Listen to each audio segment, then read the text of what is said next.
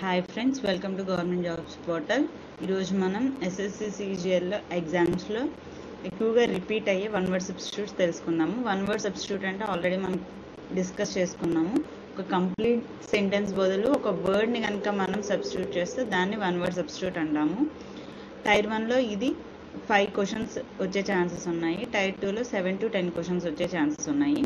But మనం ఇప్పుడు ఎక్కువగా రిపీట్ అయ్యే క్వశ్చన్సే చూద్దాము. Next new one word substitute తెలుసుకుందాం. So let's get started.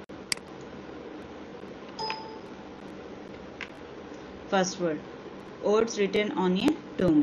సమాధి మీద రాసిన వర్డ్స్ని ఎపిటాఫ్ అంటారు. Words written on a tomb, epitaph. Next, a person with a long experience of any occupation. ఏదైనా ఆక్యుపేషన్లో ఒక 25 to 30 years ఆఫ్ ఎక్స్పీరియన్స్ ఉన్న వాళ్ళని వెటరన్ అంటారు. Veteran actor, actress, director, politician అంటే వాళ్ళకి లాంగ్ ఎక్స్పీరియన్స్ అనేది ఉంది ఆ ఆక్యుపేషన్లో. సో వాళ్ళని వెటరన్ అంటారు. Next, something no longer in use.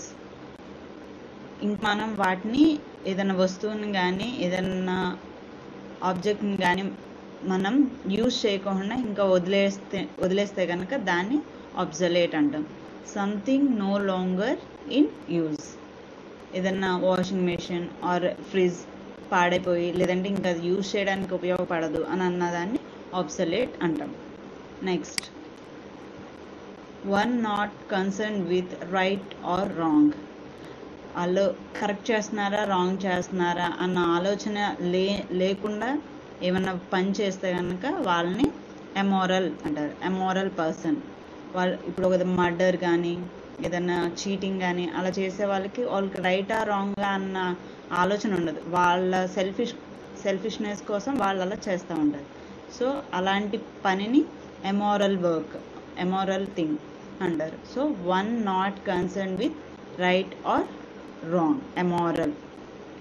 Next, a person who opposes war or use of military force. Pacifist. So a person who opposes war జరగకుండా అడ్డుకునే వాళ్ళు, లేదంటే వార్ని వ్యతిరేకించే వాళ్ళు, లేదంటే మిలిటరీ ఫోర్సెస్ని వ్యతిరేకించే వాళ్ళని పాసిఫిస్ట్ అంటారు. Next, severely abusive writing in journals. News పేపర్స్లో కానీ జర్నల్స్లో కానీ మ్యాగజైన్స్లో కానీ ఎవరినన్నా దూషిస్తూ కనుక రాస్తే దాన్ని స్కర్లియస్ అంటారు. Severely abusive writing in journals, scurrilous. Fear of being enclosed in a small closed space. చిన్న గదిలో బంధించబడతాము అనే భయం ఉన్న భయాన్ని క్లాస్ట్రోఫోబియా అంటారు. ఫోబియా అంటే భయం. ఏదైనా ఇక్కడ ఫోబియా అని ఉందంటే ఖచ్చితంగా అది భయానికి రిలేట్ అయ్యిందనమాట.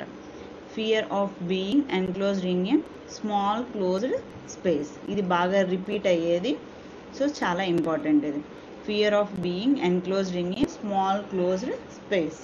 చిన్న రూమ్లో బంధించి పడిపోతామేమో, లాక్ అయిపోతుందేమో అనే భయం ఉన్న వాళ్ళు.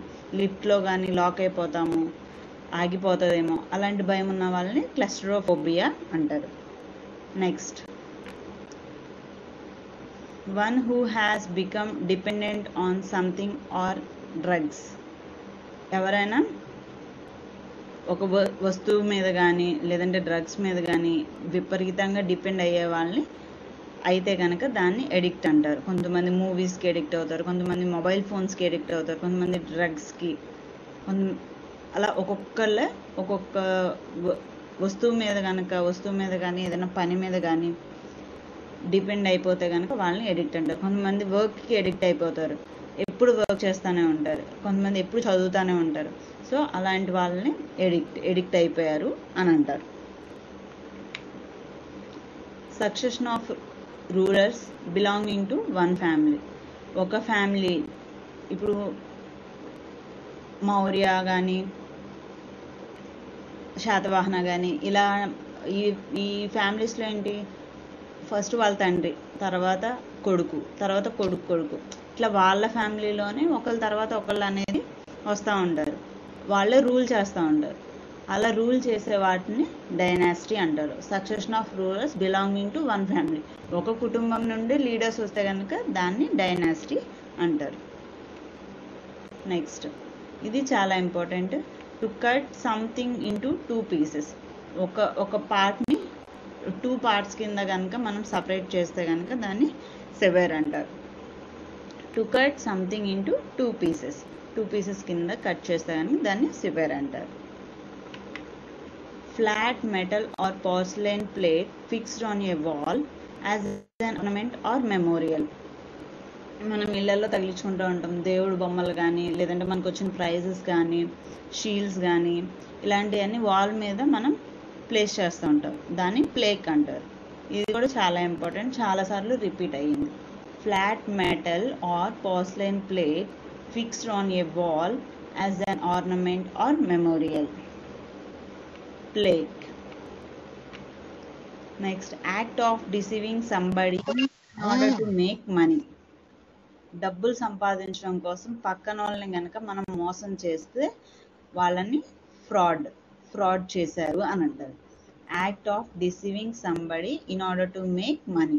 డబ్బులు సంపాదించడం కోసం ఎవరినన్నా మోసం చేస్తే, పర్టికులర్గా మనీ కోసం చేస్తే కనుక ఫ్రాడ్ అంటారు. నెక్స్ట్,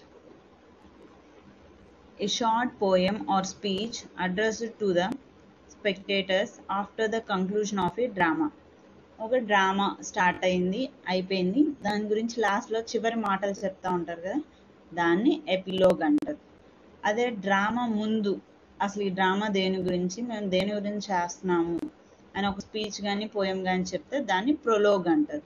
ముందుది ప్రొలోగ్, డ్రామా తర్వాత అయితే ఎపిలోగ్.